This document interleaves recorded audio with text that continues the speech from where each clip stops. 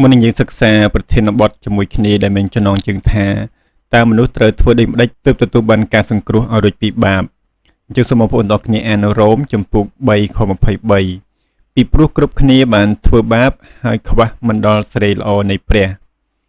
នៅក្នុងសង្គមសពថ្ងៃមនុស្សជាច្រើនកំពុងរស់នៅក្រោមសម្ពាធនៃជីវិតបញ្ហាការខកចិត្តកំហុសនិងអារម្មណ៍ថាខ្លួនឯងមិនគ្រប់គ្រាន់មនុស្សខ្លះព្យាយាមស្វែងរកសេចក្តីសុខតាមទ្រព្យសម្បត្តិអំណាចកិត្តិយសកេរ្តិ៍ឈ្មោះលក្ខណៈតែយើងសួរថាតើទាំងអស់នោះអាចជួយយើងឲ្យរួចពីបាបបានដែរឬទេបាបមិនមែនជារឿងត្រូវលេងសើចទេ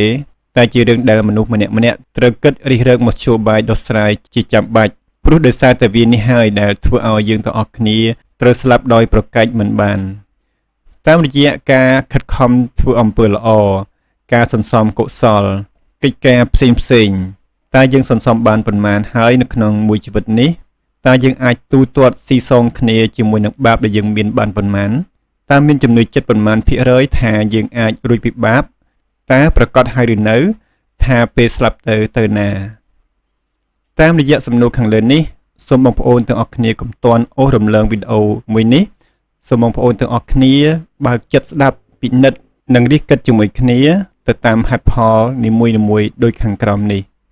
ចំណុចទី1ត្រូវព្រមទទួលស្គាល់ខ្លួនឯងថាមានបាបជាមុនសិនជំហានដំបូងយើងត្រូវទទួលស្គាល់ថាខ្លួនឯងមានបាបជាមុនសិនវាដូចជាយើងជាអ្នកជំងឺអញ្ចឹងបើមិនទទួលស្គាល់ថាខ្លួនឯងឈឺផងតើធ្វើម្ដេចឲ្យយើងទៅរកពេទ្យឬធ្វើម្ដេចឲ្យយើងអនុញ្ញាតឲ្យពេទ្យព្យាបាលយើងបានប្រហែលជាយើងនឹងប្តឹងពេទ្យពីបទមកព្យាបាលទាំងម្ចាស់ខ្លួនមិនអនុញ្ញាតដូច្នេះបើយើងមិនព្រមទទួលស្គាល់ថាខ្លួនឯងមានបាបទេក៏គ្មាននរណាម្នាក់អាចជួយយើងបានដែរយើងក្រឡេកមកមើលនៅក្នុងគម្ពីររ៉ូមសារឡើងវិញចំពុក3ខ23ពីព្រោះគ្រប់គ្នាបានធ្វើបាបហើយខ្វះមិនដល់សេរីល្អនៃព្រះក្នុងខគម្ពីរនេះសម្បត្តិរបស់សាវកប៉ុលបង្ហាញអំពីសភាពពិតនៃមនុស្សទាំងអស់មិនថាជនជាតិយូដាឬជនជាតិដទៃមិនថាមនុស្សអាក្រក់ឬមនុស្សល្អទាំងអស់គ្នាសុទ្ធតែស្ថិតនៅក្រោមអំណាចនៃអំពើបាបដូចគ្នាខនេះបង្រៀនថាគ្មានមនុស្សណាម្នាក់អាចអះអាងខ្លួនឯងថាគ្មានបាបបានឡើយបើគ្រប់គ្នាសុទ្ធតែមានបាបតើមានអ្វីជាភស្តុតាងបញ្ជាក់ថាយើងពិតជាមានបាបមែនយើងមើលនៅក្នុងរ៉ូមចំពុក6ខ23ត្បិតឈ្នួលរបស់អំពើបាបនោះជាសេចក្តីស្លាប់តែអំណោយទាននៃព្រះវិញគឺជាជីវិតដ៏នៅអស់កលជានិច្ចព្រោះព្រះគ្រីស្ទយេស៊ូវជាព្រះអម្ចាស់នៃយើងរាល់គ្នាត្បិតឈ្នួលនៃអំពើបាបគឺជាសេចក្តីស្លាប់យើងអាចបកមកវិញថាដែលយើងទាំងអស់គ្នាស្លាប់នេះនោះគឺដោយសារតែយើងមានបាបអញ្ចឹងយើងសួរមកវិញថាតើមនុស្សណាមិនចេះស្លាប់ទាំងអស់គ្នាគឺត្រូវតែស្លាប់ហើយបើចង់ប្រកែកក៏ប្រកែកមិនបានដែរហើយដែលស្លាប់នេះគឺស្លាប់ទាំងរូបកាយនិងព្រលឹងវិញ្ញាណទោះបើយើងត្រូវស្លាប់ក៏ដោយក៏ឃ្លាបន្ទប់ផ្ដល់ជាទីសង្ឃឹមដល់យើងដែរគឺយើងអាចទទួលអំណោយរបស់ព្រះដែលទ្រង់បានប្រទានឲ្យតាមរយៈព្រះយេស៊ូវគ្រីស្ទអំណោយនោះគឺជាអំណោយសម្រាប់ជីវិតយើងរាល់គ្នាបន្ទាប់ពីយើងព្រមទទួលស្គាល់ថាខ្លួនឯងមានបាបហើយយើងក៏ត្រូវរកអ្នកជួយយើងផងដែរហើយក៏ត្រូវពិនិត្យដែរតើបុគ្គលនោះមានសមត្ថភាពប៉ុណ្ណាតើមានសមត្ថភាពអាចព្យាបាលជំងឺយើងបានទេតើអាចព្យាបាលជំងឺបាបរបស់យើងបានទេឬក៏ចេះតែថាយើងមកកាន់ចំណុចទី2ស្វែងរកអ្នកមានសមត្ថភាពពិតប្រាកដដើម្បីជួយឲ្យរួចពីបាបអ្នកដែលអាចជួយយើងបានពីជំងឺបាបនោះគឺត្រូវតែជាអ្នកមានអំណាចលើបាបឬក៏អំណាចលើសេចក្តីស្លាប់ឬក៏អាចនិយាយបានថាអាចយកឈ្នះបាបឬក៏សេចក្តីស្លាប់បានយើងមើលនៅក្នុងវិវរណៈចំពុក1ខ17ដល់ខ18កាលខ្ញុំឃើញទ្រង់នោះខ្ញុំដួលនៅទីព្រះបាទទ្រង់ដូចជាស្លាប់តែទ្រង់ដាក់ព្រះហស្តស្ដាំលើខ្ញុំដោយបន្ទូលថាកុំខ្លាចអ្វីឡើយអញជាដើមហើយជាចុងជាព្រះដ៏រស់នៅអញបានស្លាប់តែមើលអញរស់នៅអស់កលជានិច្ចរៀងដរាបតទៅវិញអញក៏មានកូនសោនៃសេចក្តីស្លាប់ និងស្ថានឃុំព្រលឹងមនុស្សស្លាប់ដែរខគម្ពីរនេះបញ្ជាក់ថាព្រះយេស៊ូវបានឈ្នះបាបនិងសេចក្តីស្លាប់តាមរយៈការសុគតនិងការរស់ឡើងវិញរបស់ព្រះអង្គឃ្លាថាមានកូនសោនៃសេចក្តីស្លាប់មានន័យថាទ្រង់មានអំណាចគ្រប់គ្រងលើសេចក្តីស្លាប់និងអាចប្រទានការសង្គ្រោះនិងជីវិតអកលជានិច្ចដល់អ្នកណាដែលជឿដល់ទ្រង់យើងមើលកិច្ចការជំពូក4ខ12ហើយគ្មានសេចក្តីសង្គ្រោះដោយសារអ្នកណាទៀតសោះត្បិតនៅក្រោមមេឃគ្មាននាមឈ្មោះណាទៀតប្រទានមកមនុស្សលោកឲ្យយើងរាល់គ្នាបានសង្គ្រោះនោះឡើយដូច្នេះខគម្ពីរនេះបញ្ជាក់ថាព្រះយេស៊ូវគ្រីស្ទជាអ្នកសង្គ្រោះតែមួយគត់ដែលព្រះបានប្រទានមកសម្រាប់មនុស្សជាតិអស់អ្នកដែលចង់ទទួលការអត់ទោសបាបនិងការសង្គ្រោះត្រូវមករឹកទ្រង់ដោយសេចក្តីជំនឿឥឡូវនេះយើងបានរកឃើញហើយថាអ្នកដែលអាចព្យាបាលយើងអ្នកដែលមានអំណាចលើអំពើបាបលើសេចក្តីស្លាប់គឺជាព្រះយេស៊ូវគ្រីស្ទហើយក្រៅពីទ្រង់ក៏គ្មានដែរគឺមានតែទ្រង់មួយគត់តែយើងក៏សួរបន្តទៀតថាតើអង្គបុគ្គលនោះព្រមជួយសង្គ្រោះយើងជាអ្នកមានបាបដែរឬទេបើពេទ្យនោះមានសមត្ថភាពហើយតើគាត់ព្រមព្យាបាលយើងដែរឬទេបើគាត់មិនព្រមក៏សេចក្តីសង្ឃឹមរបស់យើង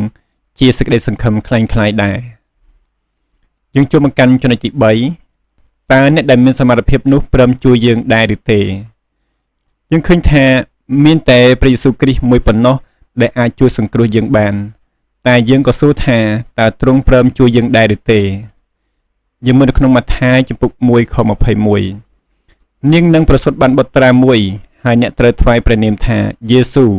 ព្រោះបុត្រនោះនឹងជួយសង្គ្រោះរាជទ្រង់ឲ្យរួចពីបាបយើងមើលរ៉ូមជំពូក5ខ8តែឯព្រះទ្រង់សម្ដែងសេចក្តីស្រឡាញ់របស់ទ្រង់ដល់យើងរាល់គ្នាឲ្យឃើញច្បាស់ដោយព្រះគ្រីស្ទបានសគត់ជំនួសយើងរាល់គ្នានោះគឺក្នុងកាលដែលយើងនៅមានបាបនៅឡើយផងខគម្ពីរទាំងពីរនេះបានបង្ហាញយ៉ាងច្បាស់ថាព្រះយេស៊ូវមិនត្រឹមតែមានសមត្ថភាពសង្គ្រោះមនុស្សពីបាបប៉ុណ្ណោះទេប៉ុន្តែទ្រង់ក៏សពរហារតីសង្គ្រោះមនុស្សផងដែរ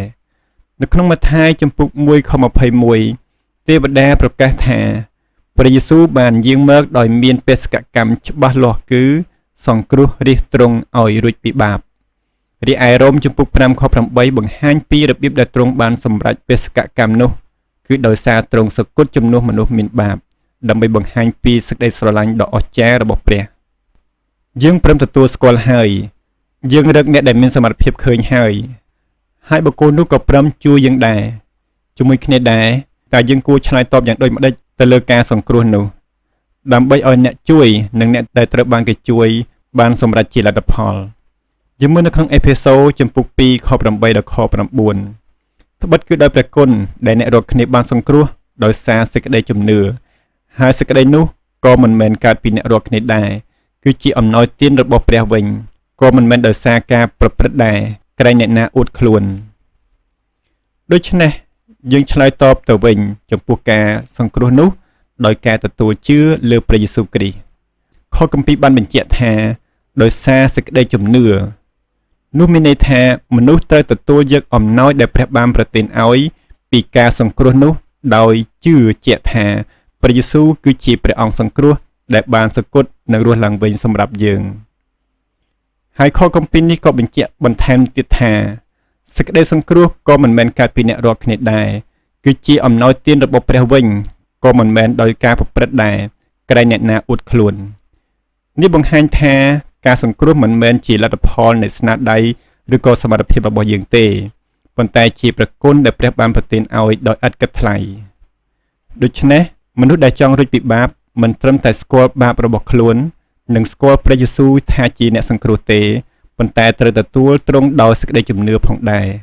ជំនឿពិតនាំមកនូវការប្រែចិត្តការអត់ទោសនិងជីវិតថ្មីតាមរយៈខគម្ពីរខាងលើយើងឃើញថាមនុស្សត្រូវធ្វើការ3យ៉ាងដើម្បីទទួលបានការសង្គ្រោះឲ្យរួចពីបាប1ទទួលស្គាល់ថាខ្លួនឯងមានបាប2ស្វែងរកព្រះយេស៊ូវគ្រីស្ទដែលជាអ្នកមានសមត្ថភាពពិតប្រាកដ3ទទួលយកការសង្គ្រោះដោយសេចក្តីជំនឿការសង្គ្រោះមិនមែនជាផលនៃការខំប្រឹងប្រែងរបស់មនុស្សទេ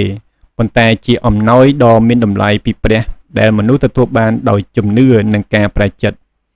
បន្ទាប់ពីបានសិក្សាអំពីផ្លូវនៃការសង្គ្រោះហើយយើងអាចឃើញថាសេចក្តីពិតដ៏សំខាន់បំផុតសម្រាប់ជីវិតមនុស្សគឺការត្រឡប់មកដល់ព្រះដើម្បីទទួលការអត់ទោសនិងជីវិតថ្មីមនុស្សគ្រប់រូបសុទ្ធតែមានបាបនិងត្រូវការសង្គ្រោះព្រះយេស៊ូវគ្រីស្ទជាអ្នកសង្គ្រោះតែមួយគត់ដែលមានសមត្ថភាពជួយមនុស្សឲ្យរួចពីបាបការសង្គ្រោះនេះទទួលបានដោយព្រះគុណតាមរយៈជំនឿនិងការទទួលទ្រង់ជាព្រះអង្គសង្គ្រោះសពថ្ងៃនេះមនុស្សនៅតែស្វែងរកសុភមង្គលនិងសន្តិភាពក្នុងរបៀបជាច្រើនប៉ុន្តែបើគ្មានព្រះសេចក្តីសុខនោះនៅតែមិនពេញលេញ